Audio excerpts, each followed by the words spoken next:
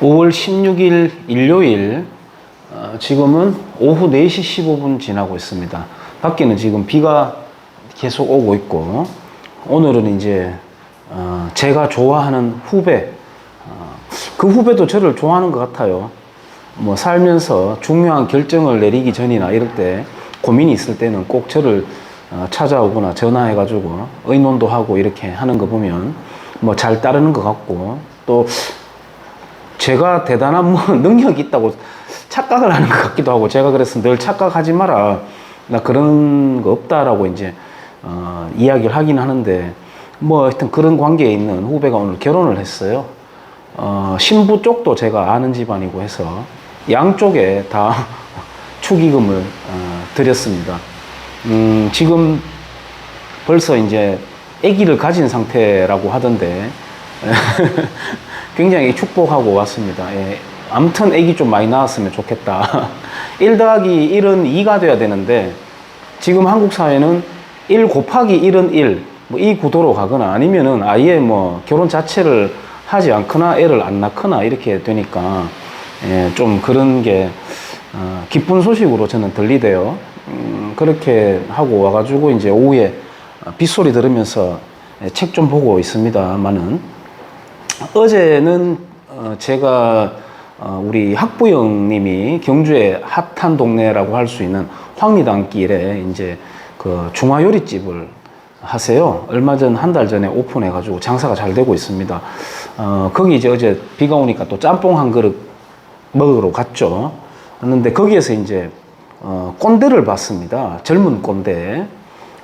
저는 꼰대라고 하는 주제를 놓고 볼 때, 대체로는 이제 생물학적 연령에 따라 가지고 나이가 좀 있으면 꼰대다, 뭐 이렇게 일반화하기 십상인데 전혀 그렇지 않습니다. 제가 생각하기에 꼰대 기준은 무엇일까를 놓고 볼 때, 예를 들어서 자기의 주장만을 강요하는 사람, 또 한 가지는 남의 의견을 들으려고 하지 않는 사람, 뭐 여러 가지 다른 것들도 있겠지만 그 두 가지라고 놓고 볼 때, 과연 그러면 청년이라고 하는 나이층은 과연 선배 세대들에게 선배 세대들의 의견을 잘 들으려고 하는가? 그리고 오히려 자기들이 고집이 세거나 자기 주장만을 들어주세요. 소통이라고 하는 것이 자기 주장을 들어주는 사람을 소통 잘 된다고 하지 않습니까? 그게 안 되면 꼰대라고 하듯이 굉장히 일방적이라는 생각이 드는데, 그 기준으로 놓고 볼 때도 청년이라고 불리는 나이층들도 꼰대가 상당히 많다고 저는 생각해요. 어제 제가 식당에서 받는 그 꼰대는 어떤 꼰대였냐면, 젊은 20대로 보이는 이제 커플이었는데요. 남녀 커플이었는데, 저도 뭐 아무 생각 없이 이렇게 짬뽕을 먹다가 TV 소리가 계속 들리는 것 같아요. 그래서 아무도 안 보는 TV 뭐 하려고 틀어놨지 하고 이제 고개를 돌렸는데, 벽이든 어디든 TV가 없어요. 그래서 보니까 그 젊은 두 명이, 커플이 이렇게 스마트폰을 물병에 이렇게 기대해 놓고 예능 프로그램을 틀어놓고 소리가 다 들리게끔, 요즘은 그 블루투스로 돼 있는 그 이어폰을 하나씩 나눠 껴도 될 판인 텐데, 소리를 다 들리게 해놓고 히닥거리면서 그거 보면서 이제 음식을 먹고 있더라고요. 정말 짜증나대요. 남의 시선을 하나도 아랑곳하지 않고 뻔뻔한, 정말 그야말로 낯짝 이만큼 아이언급으로 두꺼운 얼굴을 가진 커플을 제가 봤습니다. 저것이야말로 전형적인 꼰대다, 이런 생각을 하게 했습니다. 저희 태권도장에는 지금 약 한 달, 한 3주 정도 전에 80세 어르신이 태권도 성인반에 등록을 하셨어요. 그래서 이제 운동을 잘 하고 계세요. 몸도 아주 가볍고요. 하시는데, 얼마 전에 또 국궁 활쏘기 하러도 우리 가고 그랬는데요. 이분은 자기에게 우리가 이제 이렇게 어르신 대접해주고 이런 거 하나도 원치 않으시고, 혼자 아주 기민하게 움직이시고, 차에 앞좌석에 태우려고 하는데 찾아보면 이미 뒷좌석에 딱 앉아가지고, 아니 됐어요, 나는 여기 앉을게요 하면서 자기 조그만한 가방에 자기 물품 챙겨 오셔가 딱 이렇게 앉아 있어요. 다리를 쩍 벌리지도 않고 팔을 벌리지도 않고 딱 이렇게 딱 앉아 있습니다. 예. 음식 드실 때도 자기 의견 이야기 안 하고 조용히 음식 드시고, 예. 그러니까 민폐를 1도 안 끼치겠다 하는 그런 마음으로 아주 매너 있게 그렇게 행동하는 모습을 보면서 제가 참 귀감이 되고 있습니다만, 과연 그 20대 커플이 꼰대겠습니까? 그 80대 어르신이 꼰대겠습니까? 저는 단언컨대 그 20대 커플이 대단한 꼰대라고 저는 생각을 해요. 그래서 꼰대라고 하는 단어 함부로 쓰지 말라. 꼰대라고 말을 쓰는 네가 바로 꼰대일 가능성이 상당히 높다는 것도 염두에 둬라. 저는 그런 생각이 들어요. 그리고 나이가 있음에도 굉장히 스마트하고 기민하게 움직이는 그런 분들 많이 있습니다. 제 주변에도 배울 점이 많아요. 반면 아까 말씀드렸던 대로 청년들 중에서 고집만 세고 아는 것도 없는 게 뿔뚝거리기만 하고 요구사항이 많고 이런 경우도 많이 있어요. 지금 재보선, 서울, 부산 재보선 결과를 두고 뭐 이대남이라고 합니까? 청년들이 뿔났다 뭐 이렇게 하는데 섣부른 진단일 수 있어요. 그럴 가능성이 높습니다. 그리고 그들이 과연 청년 정신이라고 할 수 있는 거기 기준에 입각해서 이번 재보선에 임했느냐, 저는 좀 회의적이에요. 그러다 보니까 청년 정책을 내놓는데 보니까 정치인들이 뭘 해준다, 뭐 지원해준다, 뭘 퍼준다, 일색 그런 거 아니겠습니까? 청년들은 훈련하고 내공을 쌓고 더욱더 부딪힘을 할 수 있는 그런 여건을 보장을 해주는 게 청년들을 단련시키는 거고 미래를 담보하는 유일한 방법 아니겠습니까?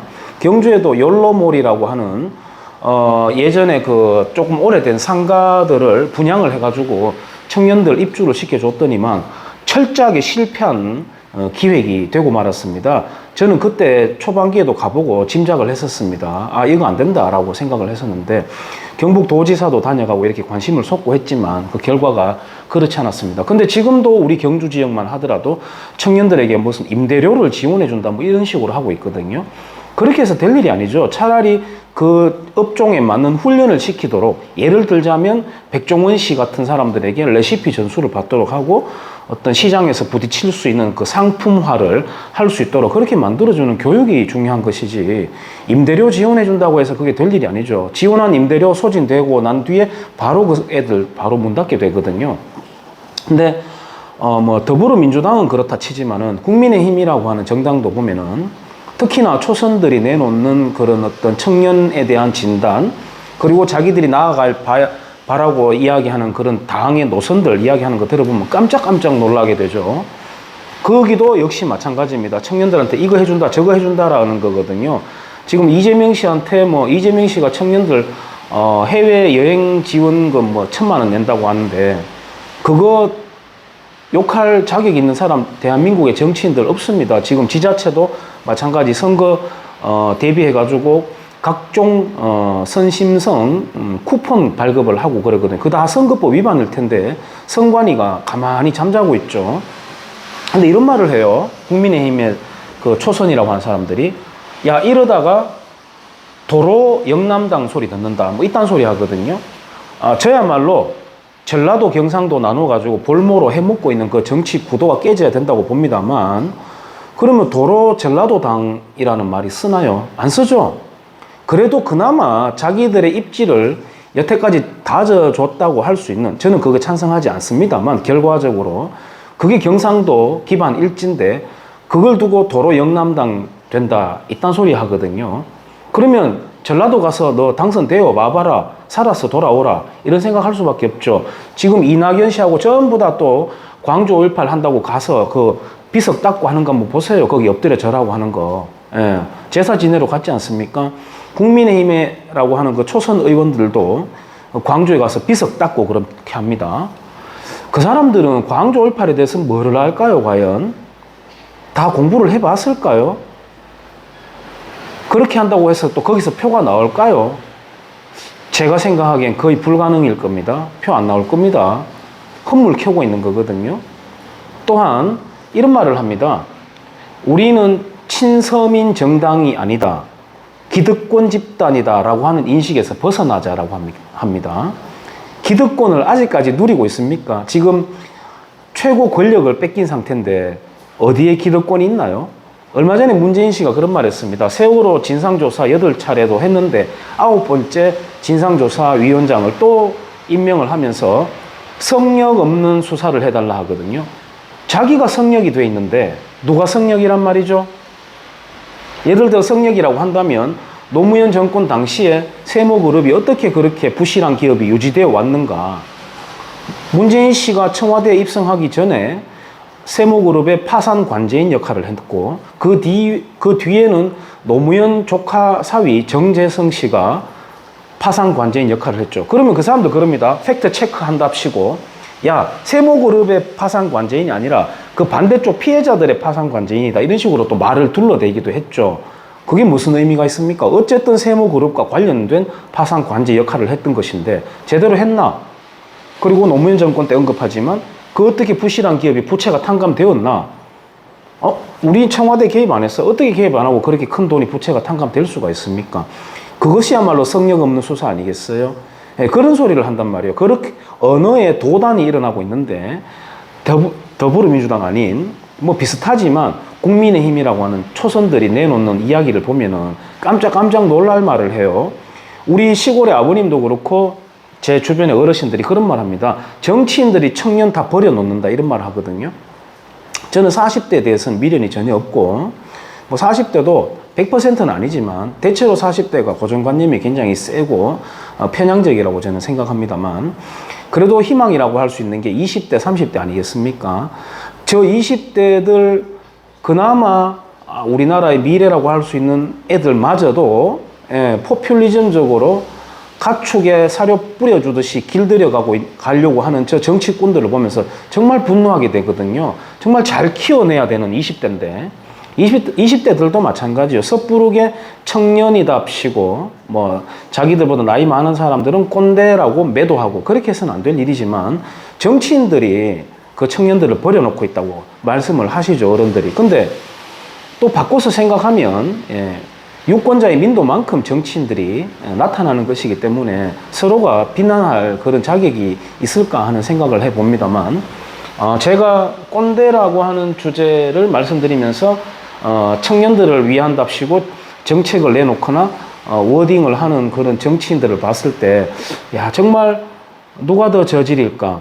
민도가 저질일까? 정치인이 저질일까? 같이 맞물려 가기는 가는데 글쎄 어제 제가 발견했던 그 꼰대를 보고 이런저런 생각을 한번 해봤더랬습니다. 제가 생각하는 꼰대에 대해서 말씀드려봤어요.